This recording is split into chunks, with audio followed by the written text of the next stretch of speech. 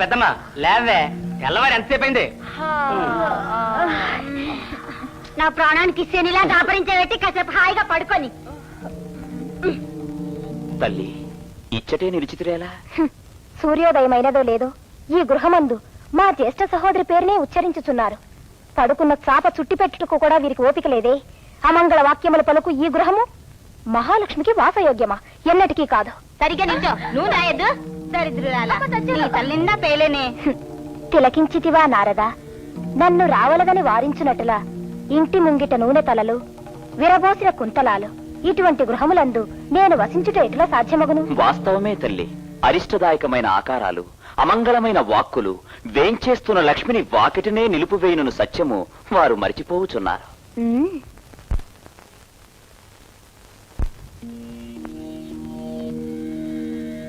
యన్మూలే సర్వతీర్థాని యన్మధ్యే సర్వదేవత యదగ్రే సర్వవేదాచ్చ తులసీ త్వాం నమామ్యహం. శ్రీ తులసీ ప్రియ తులసీ జయమునీయవే జయమునీయవే లక్ష్మీ పార్వతి వాణి ఈ నిలయము ఎంత లక్ష్మీకరముగానున్నది.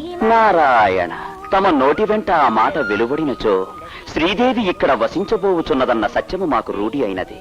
అయినను ఏమిటైనను తాము మానవ రూపం ధరించి సాధించవలనని కదా నిబంధన. అది నేను మర్చిపోలేదు.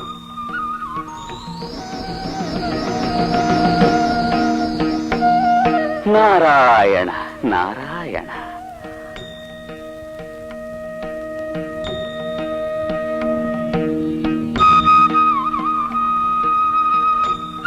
శ్రీలక్ష్మి, వరలక్ష్మి, మహాలక్ష్మి అమ్మా, అష్టలక్ష్మి పూజ అనుదినము నిష్ఠతో చేసి గాని మంచినీరైనా ముట్టుకొని నాకెందుకు ఈ పరీక్ష?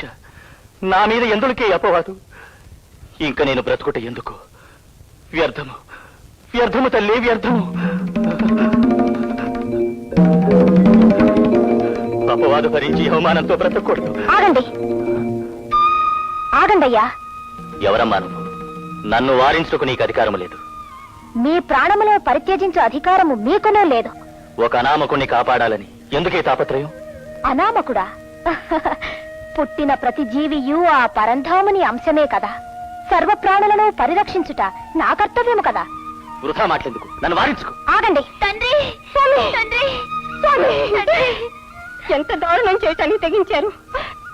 తిలకవతి తిలకవతి అంటూ పిలిచే మీరు నా నుదుటి తిలకాన్ని తుడిచి వెళ్ళాలనుకున్నారా? అమ్మా తల్లి, నా మాంగళ్యాన్ని కాపాడావు. మంగళ దేవత అయినటువంటి ఆ మహాలక్ష్మి నీ రూపంలో వచ్చి నా పసుపు కుంకుమలను కాపాడింది తల్లి. తండ్రి, రాజసభకు వెళ్లి వచ్చినప్పటి నుంచి ఎందుకో వ్యాకులంతో ఉన్నారు. ఏమిటి కారణం అంటే ఏం చెప్పకుండా మీరు మౌనంగా ఉన్నారు. అమ్మని నన్ను అనాథలు చేసి చనిపోవడానికి ఏమంత కష్టం వచ్చింది? మంగళ, అన్యాయానికి అర్థం తెలియని నా మీద దారుణమైన ఒక నేరం ఆరోపించబడింది తల్లి. నేను రాజద్రోహం చేశానని ఆ నేరానికి దేశ బహిష్కారమే సరైన శిక్షని నిర్ణయించారమ్మా. ఏమిటి? అవునమ్మా.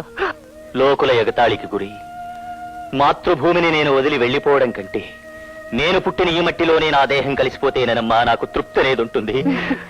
అపవాదుకు ఆత్మహత్యే పరిష్కారమైనచో అయ్యా మహామహులెందరో మరణించి ఉండేవారు. ఆ పరమేశ్వరుడే చేత కపాలము పట్టి భవతి భిక్షాందేహి అనుచూ సంచరించువాడు కదా. ఆ విష్ణుమూర్తి ఒక మానవునిగా పుడమినవతరించి పత్నిని వాసీడుములు పడినాడు కదా. ఆ బ్రహ్మదేవుడే తాను సృష్టించే ఈ భూలోకమందు తనకే ఒక ఆలయము లేనట్టును శపించబడినాడు కదా. మీరు బ్రతికున్నచో ఏదో ఒకనాడు ఈ లోకానికి నిజమును నిరూపించవచ్చు. ఆవేశపడి ప్రాణము విడనాడినచో తమ మీద ఆరోపించబడిన నేరము తాము ఒప్పుకున్నారనే కదా అర్థము.